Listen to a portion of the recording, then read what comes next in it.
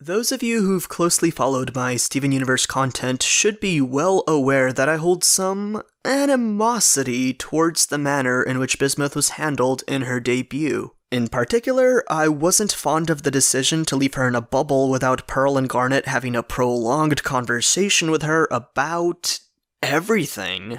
The past is far behind us, however, so I'll try not to retread old ground that I've discussed several times by now. Let's focus on Bismuth in the now, in the episode Maid of Honor. Well, unfortunately, I also felt that Maid of Honor did not start well when it comes to treating Bismuth as a valid character who matters. I say this because I felt the reason Steven decides to unbubble Bismuth was rather petty in the grand scheme of things. The setup is that Sapphire is dejected that the vast majority of their comrades who are shattered or corrupted won't be able to attend their wedding, which is something valid to reminisce about, of course. Missing those who you've tragically lost won't ever stop being a somber thought, and being reminded of them in this context makes absolute sense. So Steven makes the decision, for the sake of Ruby and Sapphire's wedding, that he should unbubble Bismuth. While I typically enjoy when different events overlap in a story, or when one seemingly unrelated event can cause another, I just cannot appreciate that Bismuth returns not because the Crystal Gems decided she deserves another chance, but because Steven wants the guest list to be a little bit longer.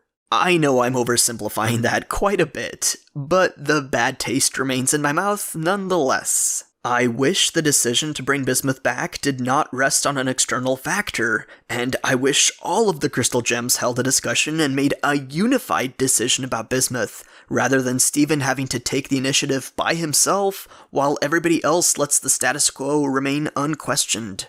That's probably my biggest criticism with Maid of Honor, however. The rest of the episode I found surprisingly palatable. I do think Bismuth's reintegration into the Crystal Gems should have happened over multiple episodes rather than just a single one, but her reintegration being rushed is a byproduct of the wedding. If we're going to have all these other pertinent events happen in a timely manner, that doesn't leave us ample time for Bismuth's character arc, which just further underscores my primary criticism that Bismuth's character arc should not have been contingent on Ruby and Sapphire's wedding.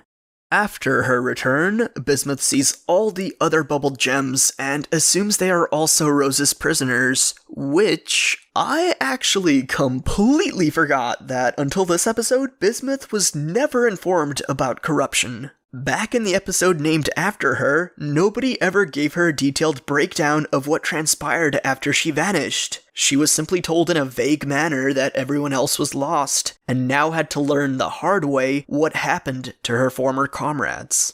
So Steven finally tells Bismuth every single detail he's aware of off-screen, and Bismuth's reaction was probably the best reaction she could have possibly had. Hang on a sec. Bismuth?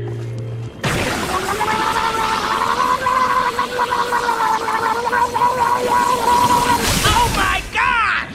That's just so perfect.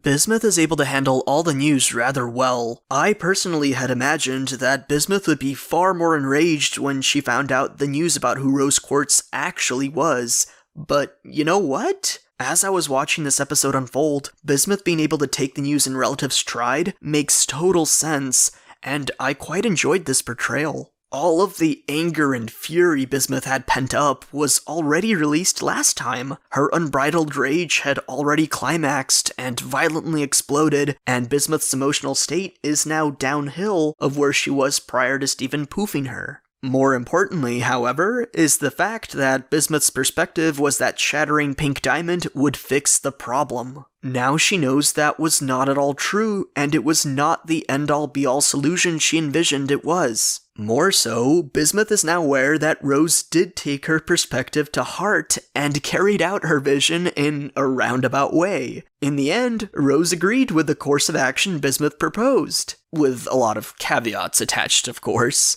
And now, 5,000 years later, Bismuth gets to witness firsthand how that course of action turned out. I feel Bismuth's rage giving way to more reserved, complex, and varied emotions actually makes absolute sense. I do wish we had more time to focus on Bismuth coming to terms with everything though, but Ruby and Sapphire's wedding is imminent, and this is where we move on to Bismuth's second mini-arc. With her animosity towards Rose Quartz now behind us, the rest of the episode revolves around Bismuth's apprehensiveness about being a crystal gem once more. After she finds out Steven set her free without first consulting with anybody else, Bismuth becomes too insecure to face the rest of the crystal gems, and assumes they don't want her around, because if they did, they would have unbubbled her themselves. She accurately describes why Steven is the symbolic leader of the crystal gems, because he's the one who gives them hope for the future. And since she tried to shatter that hope, she feels there's no way she would be wanted on the team. It's pretty important to note that she legitimately regrets that she thought she was still being manipulated when she attacked Steven, to the point that it brings her to tears. Bismuth's mineral-based dialogue was very well written and portrayed her feelings extremely well. In fact, her emotional venting was so well done that Steven convincing her that it's fine felt way too easy and quick. I appreciate that Steven abandoned trying to do his surprise shtick for the wedding, as clearly the situation is too important to care about something like that, but I'm not entirely sold on his dialogue of "I forgive you and thus everyone else will too since they care about me." Like, it is a valid statement, it definitely has truth to it, but it's also so Steven-centric. I just feel too much revolves around Steven when it comes to Bismuth, and a whole lot of my criticisms stem from how Steven's input and actions seem to be the only ones to matter, instead of the whole group being involved. I guess I feel like the Crooniverse cornered themselves in regards to the direction they took, and while I like some of the stuff they did given the conceit that they were cornered, I still just wish we didn't end up in that corner in the first place. That final scene in Maid of Honor, though, where Bismuth presents Ruby and Sapphire the pair of wedding rings she made for them, that was super cute. Great way to end the episode.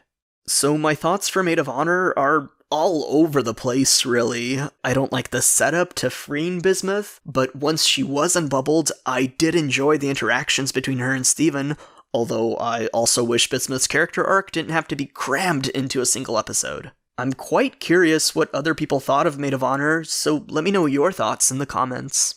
Okie dokie, the climactic and really fast-paced two-parter is all I have left to review for this Steven Bomb, so I'll see you next video to finish off my thoughts about the Heart of the Crystal Gems event. Bye bye for now.